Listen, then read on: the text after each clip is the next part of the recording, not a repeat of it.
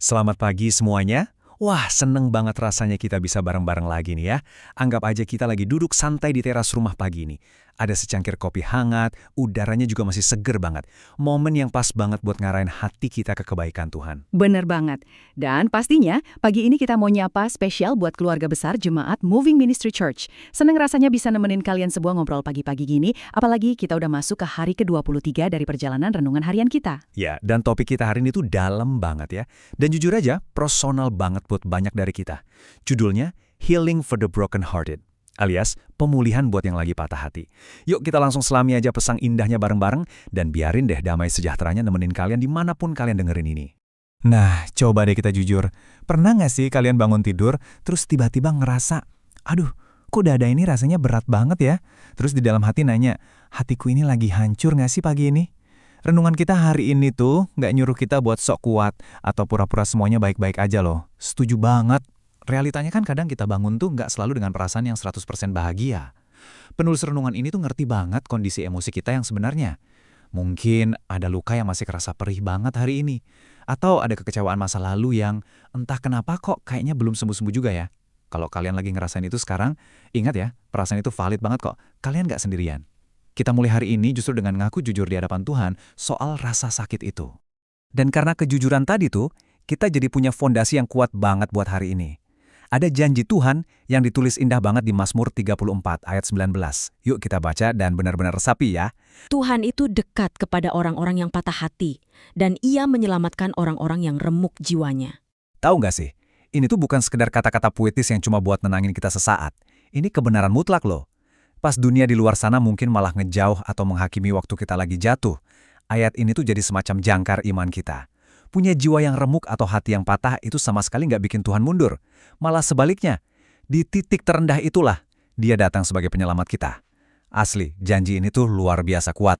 Prianya kan gini ya, pas kita lagi sedih atau terluka parah, insting manusiawi kita yang ambil alih. Perasaan kita tuh suka nipu, seakan-akan ngebisikin, tuh kan Tuhan makin jauh waktu kamu sedih. Di tengah sakit hati itu, kita jadi ngerasa kesepian, kayak disuruh berjuang sendirian aja gitu. Padahal, kebenarannya tuh kebalikannya banget 180 derajat. Pesan hari ini ngegasin kalau Tuhan nggak pernah selangkah pun ngejauh dari kita, Dia malah mendekat. Dan aku suka banget cara penulis ngegambarin ini. Tuhan tuh nggak cuma berdiri ngeliatin di sebelah kita, tapi Dia bener-bener meluk kita pakai kasih-Nya. Poin pentingnya di sini, kita mesti belajar buat nggak terlalu ngandelin perasaan kita yang gampang naik turun. Kita harus pegangan erat sama fakta spiritual ini. Pelukan Tuhan itu benar-benar nyata loh di tengah tangisan kita.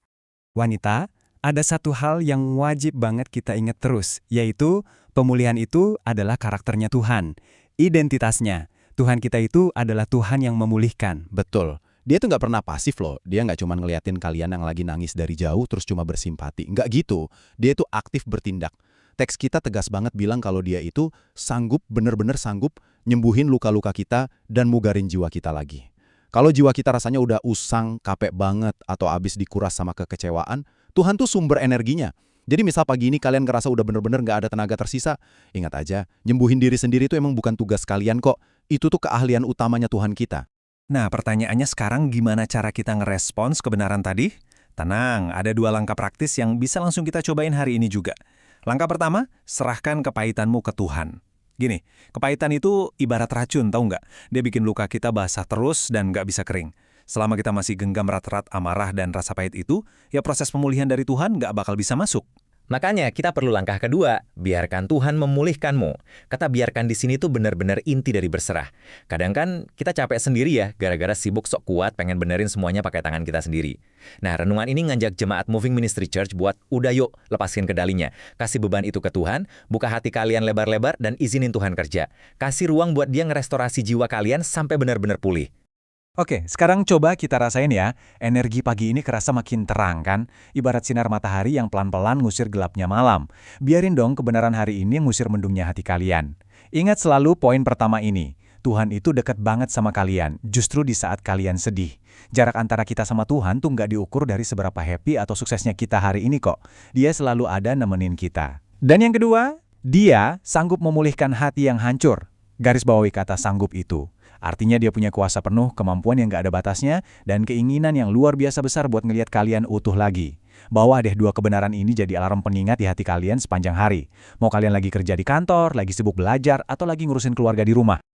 Sekarang, yuk kita pelan-pelan sebentar dan jadiin kata-kata ini sebagai doa kita bareng-bareng pagi ini. Tuhan, hatiku sedang terluka. Aku datang kepadamu untuk mendapat pemulihan. Sembuhkanlah luka-lukaku dan baruikanlah jiwaku. Amin. Wah, dalam banget ya momen ini. Jujur ngakuin kelemahan kita ke Tuhan secara tulus tuh melegakan banget loh, apalagi langsung disambut sama kasih karunia-Nya. Pas kalian naikin doa ini dari lubuk hati yang paling dalam, percaya deh, detik itu juga Tuhan lagi meluk dan mulai ngerjain proses pemulihannya di dalam diri kalian. Nggak kerasa ya, kita udah ada di penghujung renungan pagi kita buat hari ke-23 ini. Takjub banget ngelihat gimana satu kebenaran dari Mazmur aja bisa ngasih harapan dan kelegaan yang sebegitu besarnya. Tetap pegang erat ya janjinya, kalau Tuhan nggak bakalan pernah ngebiarin kalian berjuang sendirian. Pastinya. Dan sebelum kita benar-benar pisah buat lanjutin aktivitas masing-masing, coba deh renungin pertanyaan ini. Pas kalian jalanin hari ini nanti, luka mana sih yang bakal kalian izinin buat disentuh sama pelukan kasih Tuhan? Tuhan Yesus memberkati seluruh jemaat Moving Ministry Church yang mengasihinya. Sampai jumpa di renungan berikutnya.